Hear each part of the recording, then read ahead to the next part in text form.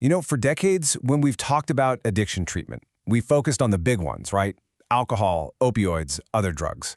But what if the real key to winning those fights is a habit that we've not only ignored, but sometimes even, encouraged people to keep? Today, we are diving into a massive blind spot in recovery that could honestly change everything.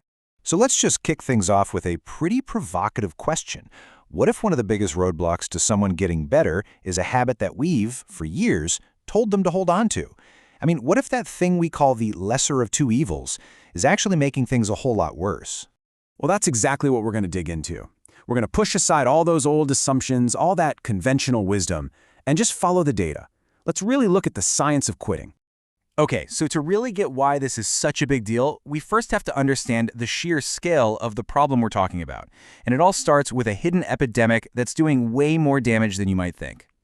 So when I say behavioral causes of death in the US, what pops into your head? Alcohol, opioids, right? Now, take a look at this chart.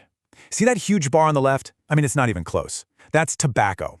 It doesn't just lead the pack, it causes more deaths than all those other things combined. We're talking about nearly 500,000 people every single year. It's staggering. But here's the kicker. Who's actually being hit the hardest by this? And this is where the story gets really, really critical.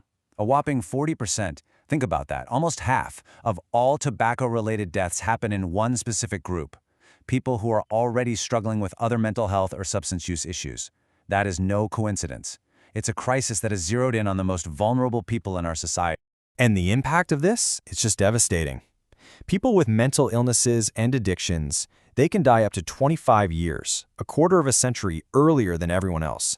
And a massive, massive driver of that tragic gap is tobacco. So you can see here just how much smoking acts like a roadblock to recovery. It's not some separate side issue. It actively sabotages the treatment they're getting for their other conditions. It can make their psychiatric symptoms worse, lead to more hospital stays, and it can even mess with their medications, meaning they need higher and higher doses just to get the same effect. It's a vicious cycle. Okay, so if we know tobacco is this huge problem for this group, what's the solution? What do we do about it? Well, this is where the science gets really interesting and kind of counterintuitive.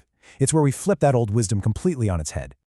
And this brings us to a huge, long-standing debate in the world of addiction treatment. When someone is in the thick of a battle with, say, alcohol or opioids, is it just too much to ask them to quit smoking at the same time? The whole one demon at a time thing? For a long, long time, the answer was yes. The old way of thinking was, absolutely, let them deal with the big addiction first. Let them keep smoking, it's a comfort, right? It's the lesser evil. But the new evidence, it tells a totally different story.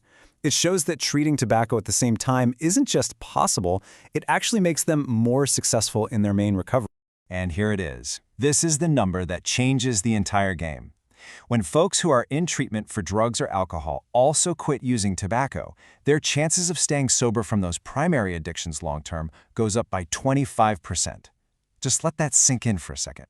Quitting smoking doesn't get in the way of recovery. It actually supercharges it. But why? How does that even work? This isn't just some random, surprising number. It's kind of like an iceberg, right?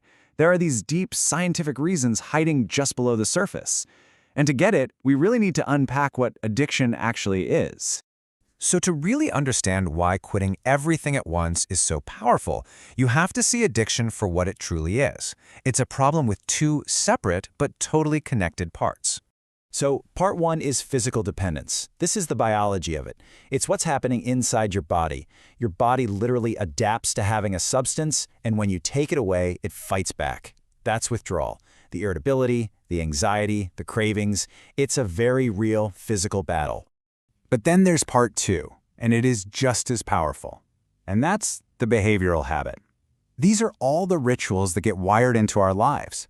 That cigarette you have with your morning coffee, or the drink you have after a super stressful meeting. Those triggers, those routines, they get wired into your brain just as deeply as the chemical itself. And this difference is absolutely critical. Let me give you an example. Think about an inmate in a jail where you can't smoke. They stop smoking, right? They have to. And after a few weeks, that physical dependence, the withdrawal, it's gone. But what happens the second they're released? So many of them light up a cigarette almost immediately. Why? Because the behavioral part, the psychological triggers, the habits, was never dealt with. They stopped smoking, but they never truly quit smoking. Okay, so if addiction is this two-part problem, physical dependence and behavioral habit, then it stands to reason you need a two-part solution.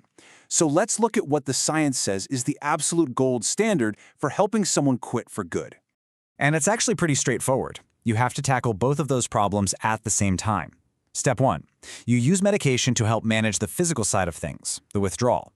This just takes the edge off. It makes someone comfortable enough to do the real work. And that's step 2. You use counseling and support to attack the behavioral habits, to literally rewire the brain's triggers and all those old rituals. And the data on this approach, it is crystal clear. Trying to quit cold turkey, well, the success rate is pretty low, only about 5%. Now, using medication alone, that's a huge improvement. It bumps your chances up to around 22%. But the magic combination, medication plus counseling to deal with the habits, that's where you see the highest success rates, by far. That right there is the gold standard. So, this all leads us to the most important question, right? If this is the answer, where can people actually go to get this kind of help? And the good news is, it's probably more accessible than you think. You can get help from a bunch of different places. There are national quit lines, like 1-800-QUIT-NOW, where you can get free one-on-one coaching and even help getting medication.